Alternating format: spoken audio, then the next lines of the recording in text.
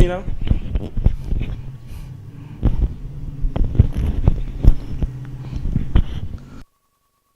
Yeah, I can.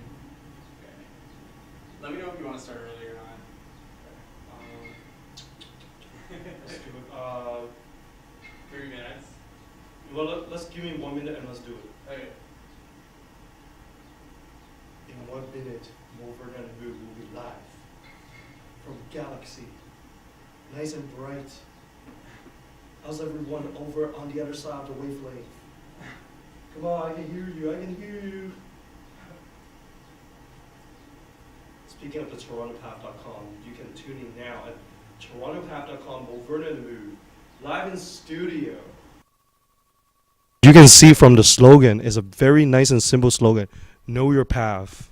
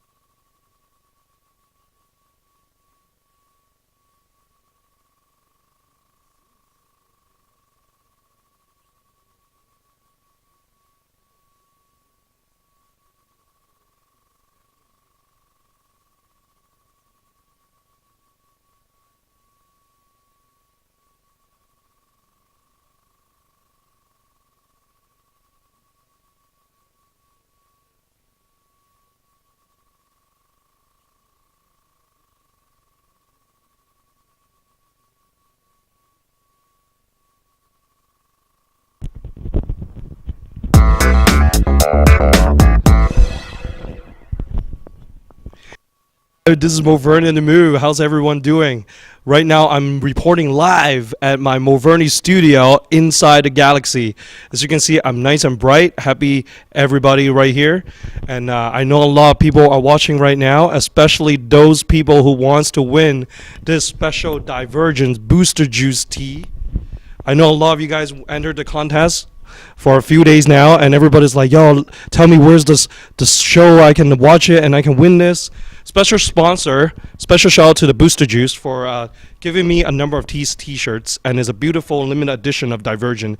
As you remember, I've been covering Divergent Red Carpet and interviewing Shailene Woodley and Theo James a few months before. And then this was also sponsored by Booster Juice, and Booster Juice happened to have a Divergent shirt. And thank you, very grateful that you guys sponsor my show with the teas. Now, people who enter the contest using hashtag Movernie contest will get to, one of you guys, a lucky winner, will get to win this tea tonight after my show. So stay tuned, keep a log, and I will announce the winner. Now, today there's a lot of hot stuff. Now, my special guest tonight will be one of the mayor candidate, Ari Goldmine. Ari Goldmine is going to be here and to be introduce himself, will tell you more about himself and why he wants to run to become wanted to be one of the person to be the winner to be the mayor of City of Toronto. But now there's a lot of hot tot. Tonight, there's a lot of things I would like to talk about. I will show you a clip of me covering Right to Play Gala, interviewing Russell Peter, one of the most funny comedian guy, as well as silver medalist from Sochi Olympics, Patrick Chan, figure skater. And also, I also will show you that last week I was very fortunate and very grateful that Beer Market, the Esplanade location, special shout out to Chef Alex, pastry chef, Samantha and their whole crew. They invited me to try out the new spring food menu, and I will show you some of the clips, some of the delicious food that you guys should check it out, especially spring is here. Patio season is here. It's getting warmer, that you guys should check it out. And also, I was also invited to check out the hot dogs, world premiere of some of these beautiful documentary films happening last week in Toronto. And I got invited to the world premiere of this documentary called The Life and Mind of Mark DeFries. It basically talks about the prisoner who escaped many times, and I got to interview the producer as well as the animation director. So let's start now for the first hot news. Now, first of all, last week I went to cover charity, and I love charity. The charity that I covered was called The Right to Play. And basically, at The Right to Play is an organization that basically raise fund to keep the kids in school, keep the kids educated, to provide some sort of recreational activities for them. And they need the money. And basically, this is the organizer from past Olympians that basically sports-related athletes combined and united together to show their support to raise funding. And it was held at Shangri-La Hotel. Beautiful venue. If you need to host a venue, Shangri-La Hotel is one of the hotspot, one of my favorite hotspot, especially during TIFF. Now, at the Right to Play, there was a red carpet. And there are a lot of beautiful people there, beautiful mind. And if you miss out this Right to Play, you better check it out next year. Now, I got to interview the main guy, the host, Russell Peters. Now, here's a question to you. Do you know that other than he's a comedian, that he's actually a DJ as well? Now, if you never knew about Russell Peters before, you've got to tell you now, he's also a DJ. In fact, he told me that he's been a DJ for 30 years. And this guy is funny as ever. He's always so cool and collected and just funny. The moment he just stepped in the red carpet is just so funny. And let me show you a clip of me interviewing Russell Peters. And check out the like an overripe banana. Look at it. Yo, guys, this is right now here with Russell Peters at Right to Play, and you're always a stylish, always. Well, thanks, buddy. You know, you gotta stay fly. So you're a DJ and comedian. Now, if there's a DJ that you want to collaborate with, who would that be? Well, I don't collaborate. I just DJ. I think most DJs that are real DJs just DJ by themselves, and I mean, there's certain guys like Starting From Scratch and DJ Spinbed. They collaborate and they play on 4 turntables, but that's a completely different art altogether, and they're at such an elite level of their game that I can't even imagine trying to do that with them. Have you ever thought about DJ and doing your stand-up comedy at the same time? I have thought about it. It's just not funny. That's the problem. You know, it is funny that you're so hot right now that you're sweating inside your glasses. This is why, because it's Russell Peters in the house. I know. I'm worried about you. If there's a track that you need to play every time you perform, what would that track be? Perform or play or DJ? All. Well, when I don't know. The songs suit moods, and it depends on what mood you're in, you know what I mean? Sometimes I'm in a mood where I want to play Slayer, you know what I mean? So, Russell, what's it means to you to be here for Right to Play charity? Well, I like to support things that help other people do normal things that we take for granted. And Glenn Baxter's a friend of mine, and he asked me to come down, and I said, yeah, I've known the guy for over 20 years, and it was a good excuse to come home. I haven't been home in a while. Nice to see you. Russell, can you do an intro for me? Yeah.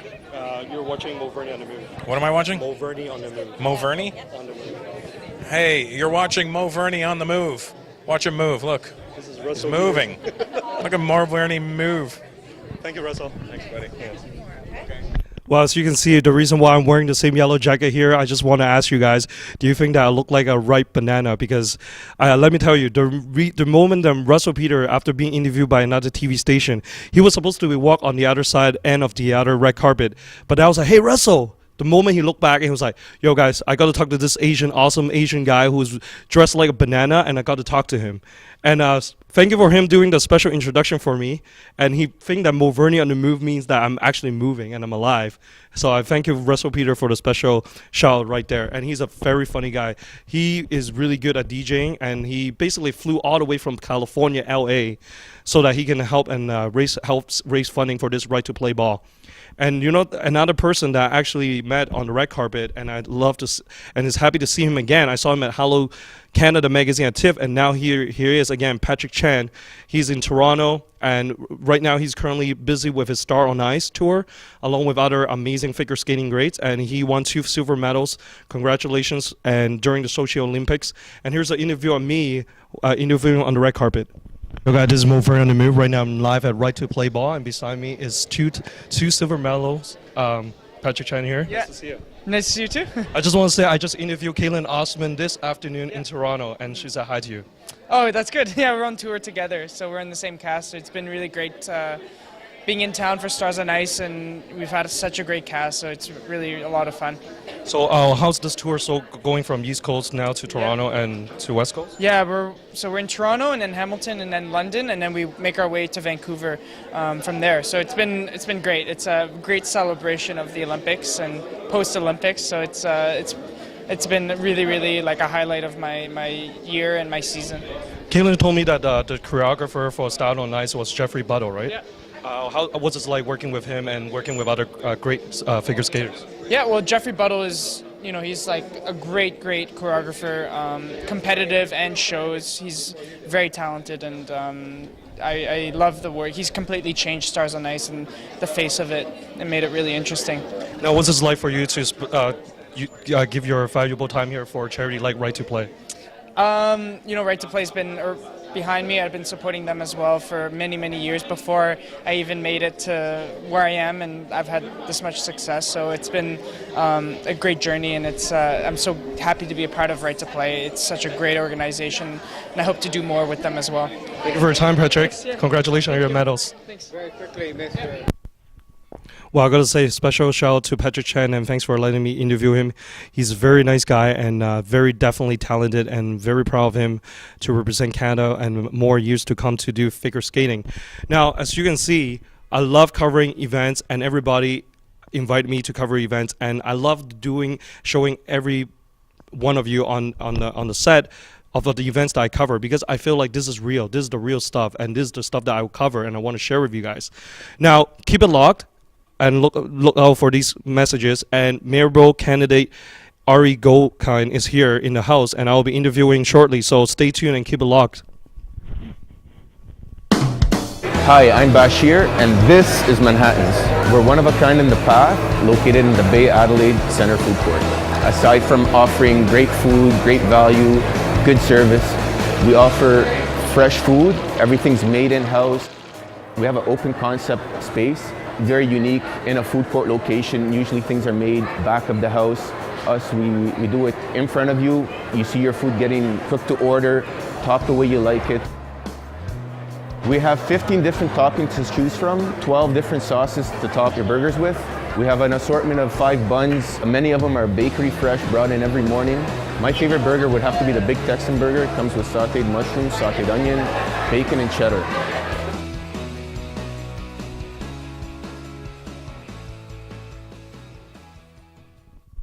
Well, after you see the Manhattan hamburgers, it's just make me hungry. But you know what? Even more hungry. Last week, I was invited by the beer market, the Esplanade location. As you know, they have a number of locations, right? There is one at King West. There's one up in York Mills and Lawrence, and there's different locations. But beer market, thanks for inviting me, and I have a wonderful experience there.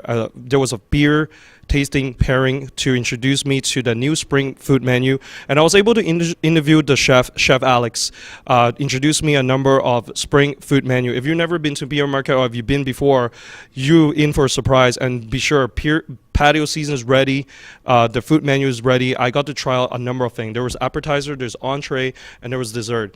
Now, a lot of places will actually pair you with red wine or white wine, but beer market, of course, they have hundreds different flavors of beer, so what better way to try in a surprise beer pairing. I remember one of my favorite dish at appetizer was the beet trio, 3 different kinds of beet that was being very colorful, very nice, and most importantly, they use local fresh ingredients. And this is unlike any other food chains franchise. The chef actually inject a lot of their creativity, a lot of the thoughts are being put into these food menu. It gives it fresh, and there are a lot of food menus that you don't even see it in other places, but this is the place to be. And let me show you some of the interview that I have with Chef Alex, as he is going to talk about the importance of fresh ingredients. The beer market, the Esplanade location. Thanks for having on my show. Thanks a lot, man. So Chef Alex, today we're here because of the celebration of the spring food menu of the items that you guys are introduced to the beer market. A lot of my followers love your signature mussels, steam in the pot, as well as the steak for 2 people, which is amazing. They know a lot of your signature. What are some of the items that people expect to see in the spring food menu for the beer market? Well, some of the new concepts we're doing is taking on a lot of new cooking techniques with the sous vide and stuff like that. You'll also get to experience certain dishes like you see in front of you that are a one-of-a-kind thing that you won't find anywhere else. We're just really trying to push the envelope on innovation and try new dishes and try new experiences to get the guests involved with the whole cooking scene, because I know we've all seen over the past few years how the rise of popularity in chefs and cooking has become, so we're trying to keep up with the trends and stuff like that, and really just trying to showcase good quality food at a reasonable price. And I think that's what that's what we will accomplish with this menu coming out. And again, fresh, local, seasonal is another thing that we're really trying to push. A lot of our desserts and some of our menu items will change with the seasons, which is good to keep freshness and people interested in stuff like that. I got to try. Now, as you can see, fresh ingredients from interview by Chef Alex. Now, you're wondering, where's the food? I want to see the food. Don't worry. I'm going to show you another footage where there's delicious food. But let me tell you, the entree that I tried was a very beautiful cooked chicken. And there's another dish that is like seafood bouillabaisse. It's like a seafood stew, and it's beautifully done. There's scallop, there's shrimps, there's lobster tail. It's just to die for. And definitely you should check out the Beer Market Esplanade location. Now, I'm also able to talk to pastry chef Samantha. She really put a lot of input into the seafood, the dessert platter. It is like an art. It's like a painting that every piece of work is like an antipasto, but it's in delicious dessert. And every time you put it together, it's very different. And let me show you the footage of this beautiful piece of artwork that is like fruit roll-ups, and the amount of thought process that are being put into these ingredients to allow us to taste it and check it out. Here is the dessert platter, and in particular, can you describe these two items? Because when I heard it, it is very interesting method that you actually put into these two items especially. So the first one we'll start with here, the green one, is compressed honeydew melon. So with some of the new equipment, we have what is called a chamber vacuum sealer. So not the typical vacuum sealers you find at Walmart. This one's an encased unit that changes the pressure. So what we do is we put the melon in a bag with a little melon liqueur to accentuate the flavor. And then we would vacuum chamber it, causing the melon to compress, change the texture, the color, and the mouth appeal, but still remaining to have its true flavor. The prosciutto is just a spin on a childhood fruit roll-ups that we've all, I don't know if we can use fruit roll-up in this commentary, but it's a nostalgic thing that we've all had at least once in our life. And it was the best way our pastry chef could, how do you say it? Best way she could, how do you say, impersonate prosciutto, if you will. It looks like a slice. It definitely does. Looks like a slice off a fresh piece of pig leg, and that's what she was going for. The white peach represents the fat that runs through it, and maybe you can hold it up, and you'll see that it actually is designed to look like a sliced piece of prosciutto, which, again, we're putting in that extra little bit of work to have guests experience new and amazing things. Thank you, Chef Alex. Right here. As you can see how delicious the food, the dessert platter is, and special shout out to Beer Market. If you want to go there, you better check it out, the nice patio, and check out the spring food items, such as the dessert platter. And I tell them Movernie sends you there, and you know they will be very delighted to serve you that. Now, this past week, I also got invited to Hot Dogs, which is a major documentary film festival for all the director and producers, and I was invited to this special documentary called The Life and Mind of Marc de Vries. Basically, Marc de Vries is basically a person who is a escape artist. He basically escaped prisons for many different times, and basically it's a documentary about him. And I got a chance to interview the director of this, Marc de Vries, and let's check out the interview. Glad you liked it. So what's the setup here? It's on. Is on? Yeah. This is Movernie on the Move. Right now I'm live at Hot Dogs, and the reason I'm here is beside me is director for this documentary called The Life and Mind of Marc de Vries. First of all, nice to have you here. Oh, it's great to be here, and thanks for asking to interview me. Gabriel, can you tell us about why you choose this special person that is trying to always escape from different prisons, and why you chose him over any other people that caught your attention?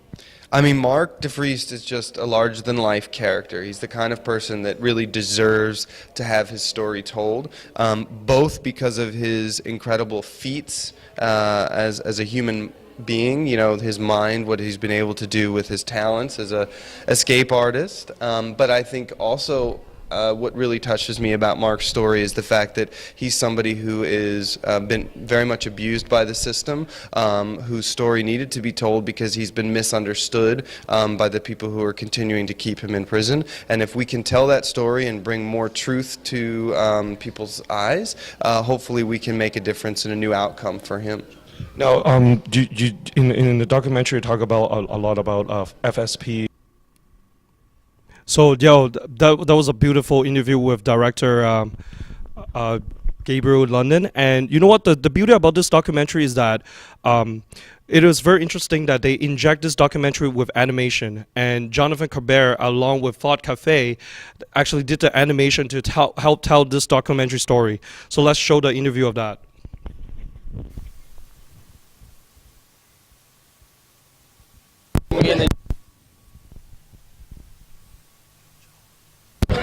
Yo guys, this is Movernie in the Mood. Right now I'm at the Hot Dogs, and right now is the life and mind of Mark DeFries. This is the documentary. Beside me is the animation producer, Jonathan Cabert. Nice to have you here. Thanks so much. Movernie, you look like you're on the move, checking everything out tonight. I'm always on the move, even in the daylight, in a very late night. This is what I do. So Jonathan, tell us about this whole project, because this documentary is very unusual. I haven't never really seen a documentary with animation. But in this documentary, to tell the story, animation actually play a very big role in here. Sure, so the director, Gabriel London, when he was like building this film, you know, he realized at one point that he couldn't really reenact all these crazy escapes that Mark DeFries did. You know, he escaped over a dozen times from state level penitentiaries, regional level stuff, hospitals, all this crazy stuff. And he was like, I'm never going to be able to reenact that and make it look right. So they started searching for sort of an animation team. We had been doing work for a company that he works for on the side that he runs. And they were like, do you guys want to pitch on this? We ended up pitching, we won the contract, and 18 months later, here we are at Hot Docs in our hometown, premiering the film. Now, the animation, are they mostly... So that was a beautiful interview with Thought Cafe and director of animation, Jonathan Cabert. Now, keep it locked, because my guest, the Toronto mayor candidate, Ari Gokhan, is in the house, and we'll be interviewing him very shortly. Keep it locked and check out these messages.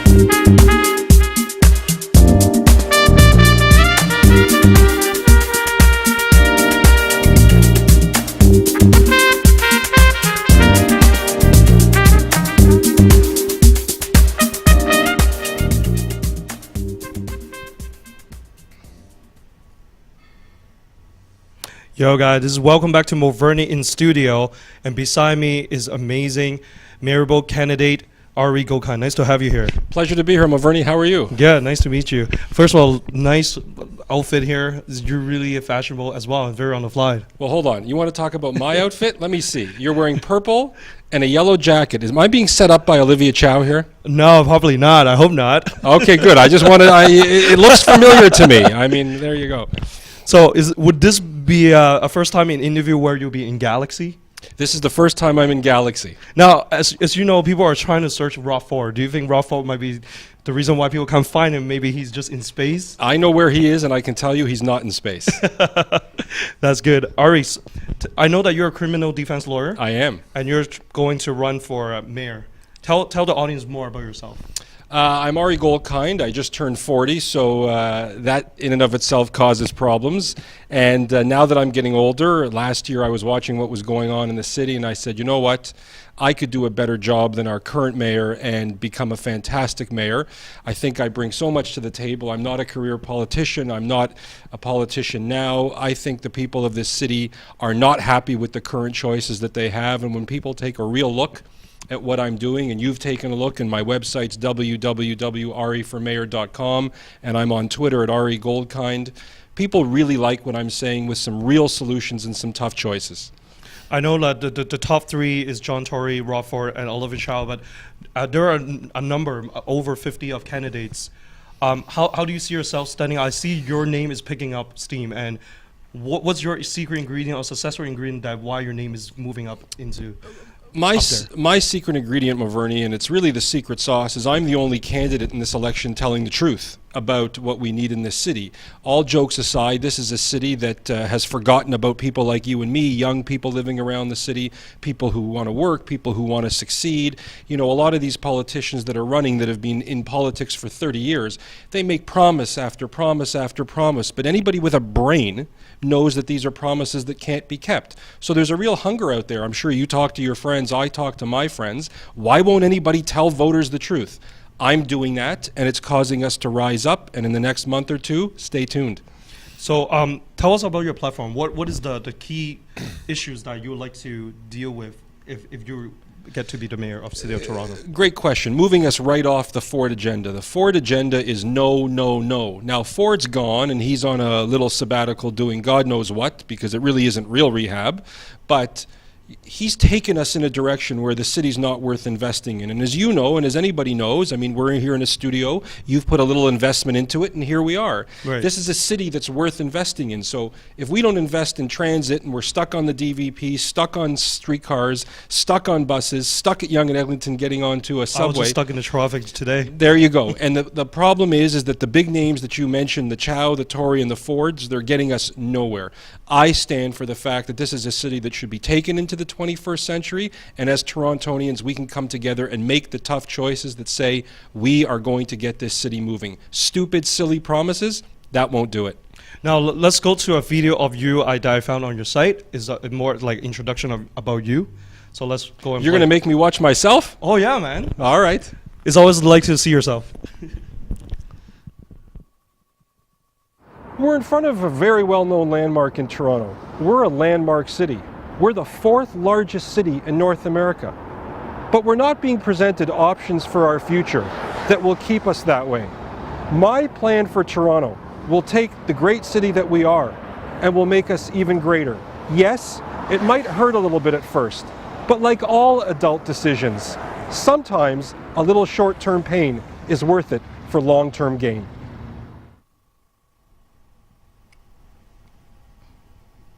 Sorry, looking good there. I can recognize it's basically in the front of CNE exhibition place. How do you see yourself in the video when you get to see yourself like that? When I look at that video, and the reason we did it there is, you know, there's terms that are talked about in Toronto all the time, and I'm sure you travel, I travel. I think it's important to travel and know what else is going on in the world. That's a landmark. The CNE gates are a landmark. If we're going to be a landmark city, we should start being known for things other than the CN Tower, which was built in the 70s. My whole view is that this city needs some imagination, and to become a city that should really be called a landmark city. We need to get going now on the things that will make this city great. Using terms like world class and best city in the world, I'm sorry. We're a good city, probably a great city, but we could be so much better, and that's why these promises can't just keep being silly. We have to build transit, we have to get people moving, we have to look after our budget. I mean, Ford had the right message, I hate to say it, which was, let's not waste tax dollars. Right message, wrong messenger. Okay. So now you're a criminal defense lawyer, but what other qualifications that you think that you are the man for the job? Well, let's talk about what leadership is, okay? And you know, you make your way around the city. I watched that. By the way, everything you did before I got on here made me hungry. I mean, one thing was food thing after food thing. I mean, I'm starving now sitting here next to you. But what does leadership really mean? It means making tough choices and being able to rally people behind you. So being a politician, like your clothing namesake, doesn't make you qualified to lead. Being somebody who says, I'm going to run, doesn't make you lead. Let's look at my life. My whole job is about convincing people to do things and to make decisions that they may not have wanted to make. That is leadership. And if you think of city council with 44 people, I mean, it's just the two of us in here, but the mayor has one vote, 44 people there. It's about convincing people that you're doing the right thing and that you're not pandering to people. You've been pandered to enough. I've been pandered to enough. Leadership is about standing up. Well said. You put things into perspective and very making realistic, ideal plans. Now, if you become the next mayor of the city of Toronto, what are 3 things immediately you will make a change and that you will want to make a change that right now you think that the Ford Nation or the Ford Party is not doing all right, well? First of all, we're going to start building transit on my watch, but we're going to pay for it. All of this stuff about we're going to ask Stephen Harper to pay for it, we're going to ask the province to pay for it, unless we chip in as Torontonians and look serious. It's not effective to go with your hand out and say, give me money, unless you're willing to put some up yourself. That's the whole idea. When you go buy a house, you put a down payment, and then you get a mortgage. That's my whole approach to transit, getting it actually built, not talking about it. Number 2, this is a little bit of a dry issue, but we spend so much gravy on certain items in the budget, and nobody asks any questions about it. I ask tough questions. I'm not afraid of blowback. I'm not afraid of people saying, how dare you talk about that issue? So when you talk about police budgets, and you know in this city that a lot of people don't just view police as saving kittens out of trees. There's a real issue with policing in this city, and I intend to address it. It's a $1 billion line item. Number 3, and I think this is something you'd appreciate, you're a man about town. One of the things that we have all this densification, all the condos going up, which is important for tax revenue, we've lost the element of design. So for me, designing buildings, designing a beautiful Toronto, making sure there's parks and infrastructure and these boring little things, but they're not boring. That's what municipal life is about, making your life easier and more enjoyable as you run around the city, whether it be Scarborough, Etobicoke, Rexdale, North York, downtown, uptown.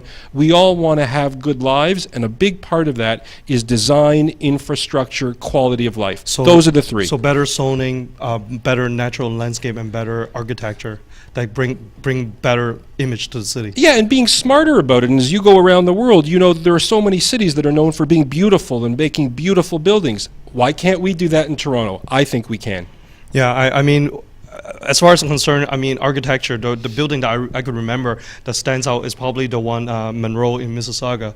So I would love The to Marilyn see, Monroe building. Yes, and that's like everybody keep their mind, but I would love to see something beautiful in Toronto that, also stands out. Yeah, and you probably spend time around tons of creative people, great architects, great developers. There is a will to do that. We have tremendous talent in this city. This is one of the most talented places in the world. Let's use that talent. So Ari, what's your thought on Porter Airlines? Is a big heated topic.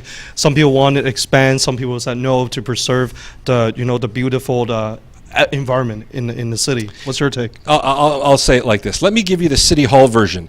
Let's spend 2 days having council meetings going blah, blah, blah, blah, blah, and then blah, blah, blah. Okay, that's not me. Here's my answer. No jets, period, end of story. Hope I'm crystal clear. So not even maintaining whatever Porter's doing. Well, what Porter's doing now, you can't really reverse the hands of time. So as much as in my mind, boy, that's an interesting question, it's there, that's happening. But in terms of jets and extending the runway and taking your and my tax dollars and giving it to a very wealthy man who's got a monopoly down there, and don't get me wrong, I like Porter. I've used it, it's convenient, it's all this. But being convenient and having something that's good for me doesn't mean it's good for the city, doesn't mean it's good for Torontonians. End of story. I remember one of the interview that you actually point out, and people should actually know about, is that you mentioned about the train that is going to be built and finished by 2015 that can go from Toronto downtown right to the Pearson Airport in 20 minutes. 22 minutes. That was a key point that I actually, And people don't talk about it. They waste 2 days at council talking about Porter. They waste a day talking about food trucks. How is food trucks a complicated issue? This is a city that should have food trucks. But when you talk about Porter, we've put $150 million of tax money to get to Pearson, where there are jets, in 22 minutes. So this whole argument about convenience in Porter doesn't make sense. It's a beautiful part of the city. We should do everything we can, even though it's gone a little too far, to keep that part of Toronto beautiful for everybody. Now, Ari, I realize you're really a fan in social media. You have a Twitter account, you have the website. Now, what's the life now as a politician compared people in the past, where now social media actually runs? How do you utilize it, and how important to you do you think social media? So that's the most interesting thing for me, is now using Twitter. Once I decided to run for mayor, it's amazing because, first of all, I actually write my own tweets, wow. which I'm told is not all that usual for the people who are in politics. Tons of PRs and stuff. Yeah, so if people go to @AriGoldkind, they will see it's my mind, it's what I'm thinking, it's what I feel. There's no filter. I say what I think. That's me. But what it does is it's taken me in the span of a month. I've gone from 0 followers in a month to, I think today, 1,500. That's not bad. And a lot of the things that people are hearing about me are starting with a buzz on social media. People are saying, why aren't we hearing more of him? Why isn't he at debates? My view is, rather than complaining about it, I'm going to use people who say, I'm not in love with my current choices, and I'm going to pay attention to Ari Goldkind. And you know what? My view is, I'm going to earn my way there. Now, for example, if there is going to be another debate panel and you're one of the person being invited, what would be the challenges you have for the big three? First of all, they're going to get cross-examined. They're not going to be able to get away with their silly answers that answer nothing. John Tory won't be able to sit on the fence like Humpty Dumpty. Rob Ford won't get away with answering the question, any question, the same way. Respect for taxpayers, gravy train, saved $1 billion. And Olivia Chow won't have her speechwriters there to give her answers, so she's going to have a very tough time convincing the city that there should be a Mayor Chow. And that's very different than a candidate Chow or somebody that everybody loves or enjoys spending time with. Being a mayor of a city is a very serious thing, and I'm going to show that it's about earning it, not being given it or inheriting it. So Ari, a lot of younger generations study have shown that the percentage of them actually take the action to vote are very low. What kind of ways that you if you're a mayor, what kind of plans do you have in place for the youth, for the younger people to run the activities for the city, for the younger groups, and how do you motivate them to actually vote? Okay. 2 points to that. One, I think it's been built in now that Rob Ford is the sideshow and the mayor who uses crack. The world is watching. Jimmy Kimmel is watching. Jon Stewart is watching. And to me, that's making people be more alive to what's going on in the city, because you don't even have to love municipal politics. You don't have to be interested in the minutia of details at City Hall. But it's saying to people, we don't want this black mark on our face again, and whether you're 18 or whether you're 75, people are making the decision to tune in, and I think that voting is going to be very, very high this year. The second part to that is, I'm here talking to you. You have a very specific audience. You have a younger audience. The Toronto Star and the National Post are not running after your audience, but your ear is more to the ground than many people. My whole point is, I'm going to earn it one person at a time. That may take a while. It may be harder. I may be grinding harder than anybody else because nobody owes me anything. But by coming and talking to you and the voice that you have, I am going to earn it person by person. And when people tune in, they tend to say, oh, who's this Ari Goldkind? I want to know more about him. That's the point. Now, Ari, if people want to know more about you, where can they find you? What they can do, there's 3 or 4 things they can do. I'm on Facebook at Ari Goldkind for mayor. On Twitter, at Ari Goldkind. My website is www.ariformayor.com.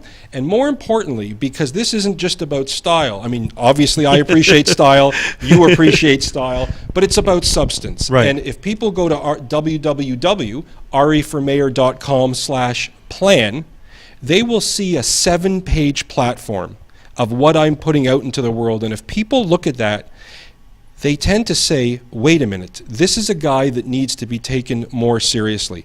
That's what we want. None of this is sideshow. None of this is fringe. It's all about showing people I'm a real guy living a real life with a real day job who says, you know what, the people of Toronto deserve better, and I can do better than what we have now and the choices that we're being told we have. Now, Ari, I also know that you are launching your mayor running party campaign soon. Can you tell to people who would want to show up to show your support, want to meet you in person? And I would love that if anybody's watching this, if anybody's interested, I'd love to meet you. Our official meet and greet event launch is May 14th at 6:30. The details are all on my website, again, www.ariformayor.com. I would be happy to meet each and every person who's watching this. They can ask me anything. I do Twitter chats called Ask REG Anything. Nice. And when I tell you I answer anything, people can ask me whatever they want. I'm an open book, and I think that's a very, very refreshing change than the BS that most people are hearing in the current mayoral race. Ari, best of luck to your mayoral candidate running. Thank you. And your party, and you're just a real guy. Very in your face, very real, and I guess a lot of people would love to know more about you and check in various social media ways. I'd love that, and I'd love to talk to anybody watching. I'm available at any time. This is about making the city finally come together and have a mayor they can be proud of. Now, for people who are waiting for my Movernie contest, there was a Divergent t-shirt, and a number of you actually played on Twitter. Now, I'm telling you, the winner her name is Anne, and she go by her Twitter handle, t.loveforlife. So I'm going to contact you. Congratulations for winning the Divergent t-shirt sponsored by Boost the Juice. So I will be in touch, but stay tuned for next week because I will have more giveaways coming soon. And tomorrow night, I got invited to check out the Chum Fan Fest. I will be interviewing, covering people performing such as Alyssa Reed, Ellie Goulding, Tegan and Sarah, and all kinds of people, Christina Maria. So stay tuned for every Wednesday, Movernie live in studio, and check out who I'm going to interview for next week. And thank you, Ari, again, and best of luck. Pleasure, and I want to go to all these things you're going to. That I know, sounds it's like fun, fun. man. And Movernie's up here. Cool. Hi, I'm Ari. I'm from Toronto. I'm proud to be from Toronto and proud to live here. My friends and family are here, and people from all over the world want to come to our great city to make a life for themselves. But more than ever, Toronto is at a crossroads. Only 2 choices: the road to success or the road to mediocrity. The road to success will not be easy for us. We know the challenges ahead of us. We cannot bury our heads in the sand. Other candidates will tell you what you already know about what we need to do. But they're not telling you the most important part, is how they're going to pay for it. I'm going to put a plan before you that not only tells you what I'm going to do now and for the long term, but most importantly, I'm going to tell you how we're going to pay for it.